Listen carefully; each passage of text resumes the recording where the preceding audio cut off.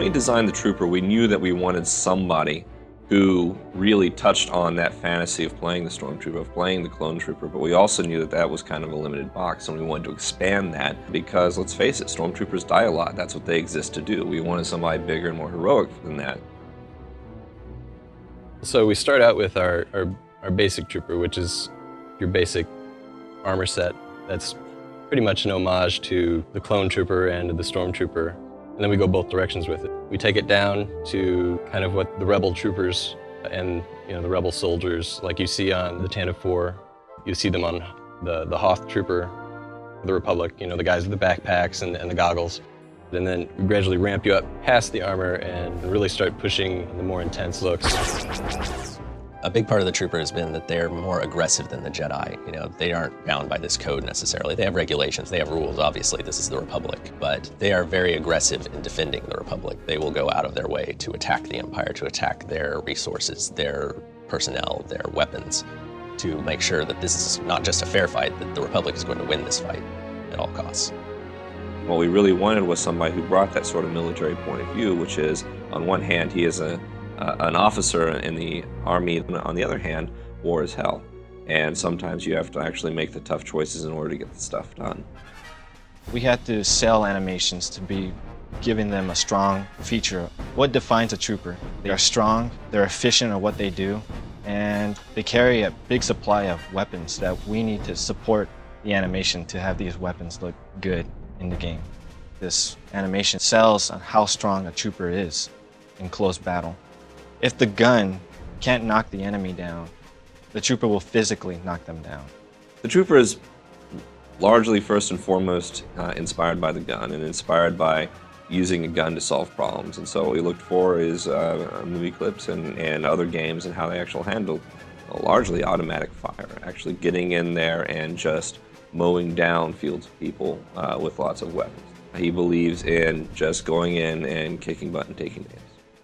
Well, you have your standard, like, long stormtrooper style weapon that, usually based off of a World War II weapon. It's been modified a little bit to look sci-fi. So you'll take like an old German rifle, put 3 or 4 scopes on it, and there you have your stormtrooper rifle. But really, we've gone a lot further than that and given our trooper some really awesome weapons.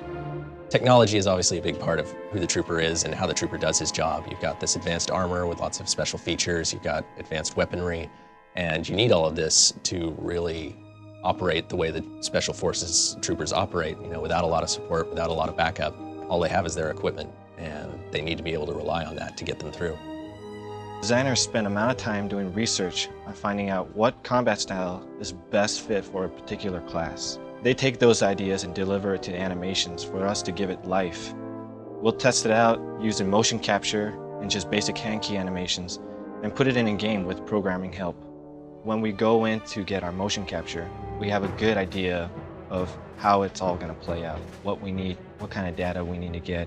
So we tell them to hold the weapon and interrogate someone. So I'll be the guy that they're interrogating. He'll tell me, hey, where are the droids at? Where are the droids? Well, I don't know. Show me where the droids are at. One of the funnest things that we did during a motion capture was get a prop gun. And you can see that he's struggling, like this is heavy. But that was perfect because it shows how heavy something can be. And we take that data and deliver it in our game, just polish it up and make it look good for our characters. I think one of the biggest challenges that the players are going to face when they're playing as a trooper is choosing how they're going to fight this war. We've faced by an enemy that we know will do anything to win. They'll kill civilians, they'll poison the water, they'll salt the fields, all of that. There's nothing they'll hesitate to do. And when you as a player are faced with this enemy, you have to choose, are you going to fight fire with fire? Are you going to use their tactics against them to win this war? Or are you going to try to take the high road and risk losing everything?